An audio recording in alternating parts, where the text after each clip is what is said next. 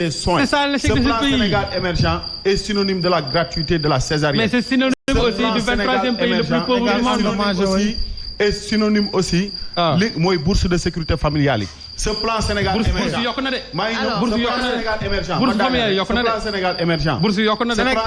Sénégal endommagé mooy synonyme moo tax ñu affiché les meilleurs taux de croissance depuis Sénégal nekk Sénégal. loué par toutes les aides. Merci alors. le mot de croissance s'il vous plaît. Laissez-le terminer. mais loolu la ce plan Sénégal mais on a compris pour le plan Sénégal émergent.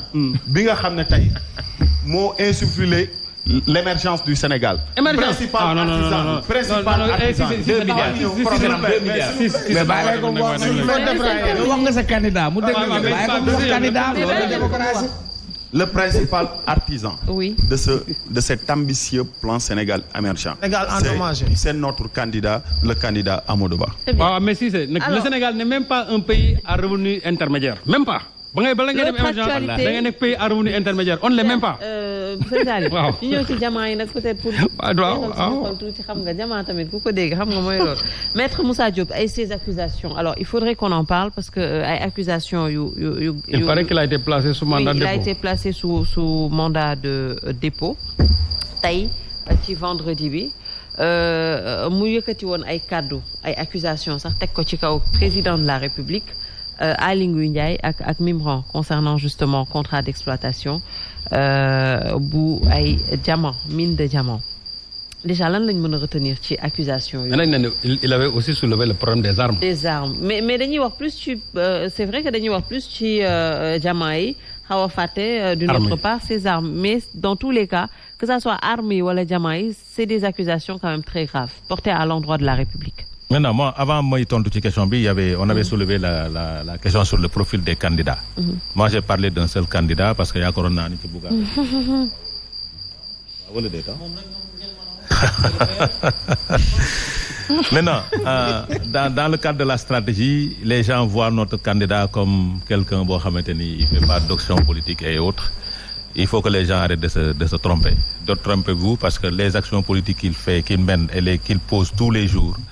Na nit ñi parce que dans la stratégie tu n'as pas besoin de populisme, tu n'as pas besoin de beaucoup de bruit pour que les gens sachent que tu es en train de faire un travail de terrain politique parce que chaque jour que Dieu fait le candidat Amadou Ba est en train de recevoir des gens en audience, de recevoir des Sénégalais qui viennent l'accompagner dans ce qu'il fait dans chaque jour que Dieu fait.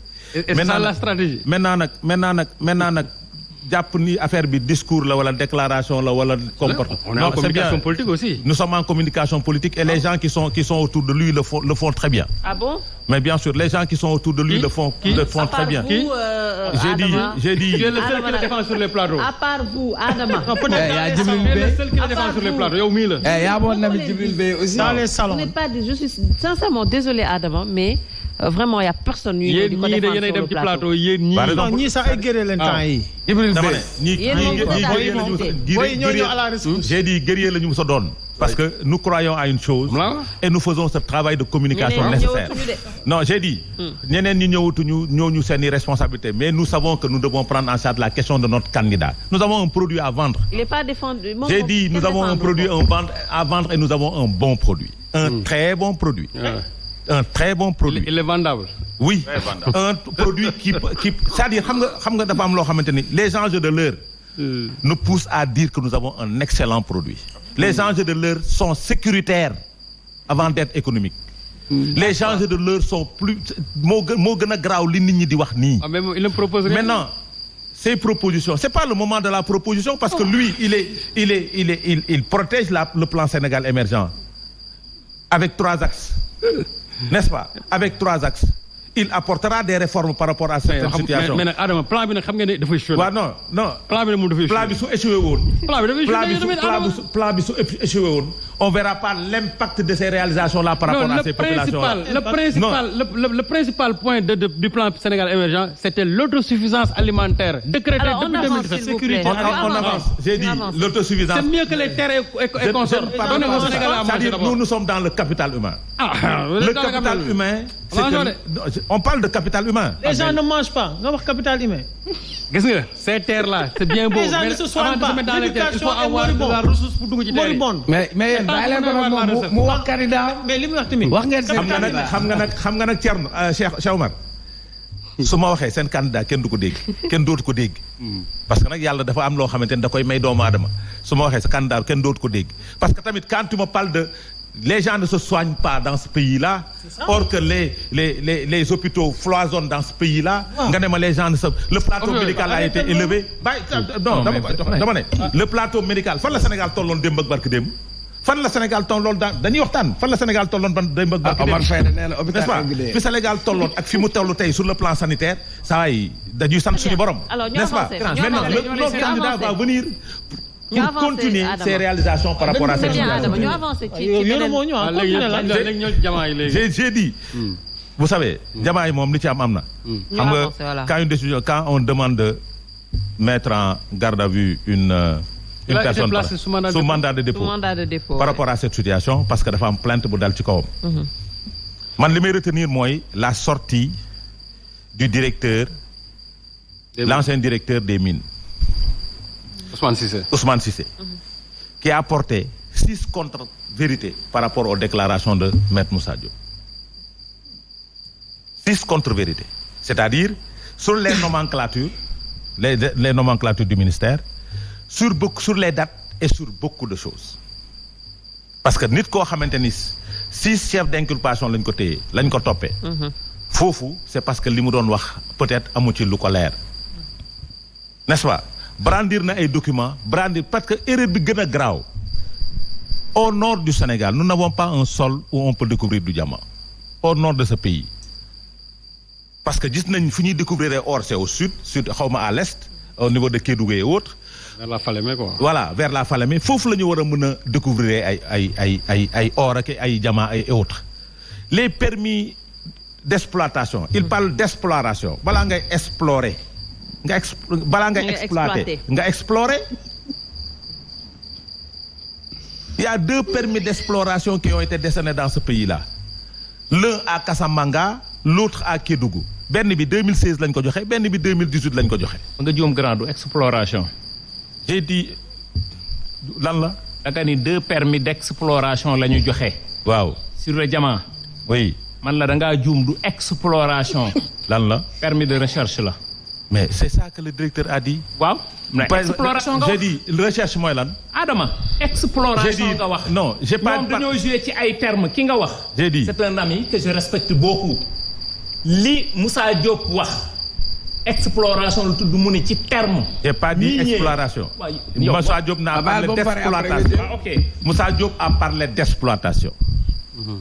Il a parlé d'exploitation, de permis d'exploitation. Il n'a pas parlé d'exploration. C'est-à-dire ñun ñëpp ñoo ko dégg. non yow li nga wax laa wax yow yaa ni. j'ai dit 2 permis d'exploration la ñu joxe. yaa ko wax léegi. waaw mais man la du exploration da ngaa kon je corrige. kon 2 permis de recherche. mais c'est quoi la différence entre après naa ko expliquer. N'est-ce pas? Donc loolu laa gis ci contre-vérité. Parce que moi je ne suis pas spécialiste sur cette question-là. li directeur des mines wax ci laa mën a taxaw. ci ay contre-vérité. Sur la nomenclature des ministères. Moi je parle de l'avocat. Un avocat qui est un avocat barreau de France xaw ma fu mu mënti jànge nga ñëw taxaw ne en 2016 un document signé par le ministre de l'énergie et des mines. Or en 2016 le ministre des mines ce ministère-là n'existait pas dans la nomenclature. 2013 le disparaître. Ministère des mines. Ministère de l'énergie et des mines. Voilà. mais mine a ngi rek. non dafa ndànk grand xoolal. dama la laaj rek. 2016 mine am na wala amul. j'ai dit. ok kon le ministère ne se nomme pas ministère des mines. ok. ñun ñi nekk jàngalekat. suñu changé dénomination ministère de la fonction publique. waaw sooy déposer dossier da nga koy changé waat. jox ko appellation bu baax bi sinon l'ancien courrier est devenu caduc. Voilà. C'est ça la vérité. Maintenant sur cette question-là moi je ne peux pas comprendre un avocat.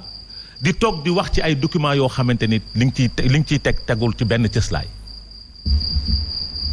parce que loolu aussi il faut ñu éviter ko man ci sama analyse li ma jàppoon te wax naa ko partout le timing je parle aux communicants le timing mooy li kenn di wax da doon sonko lu di guerrier lu est-ce que il avait mais à quelle fin?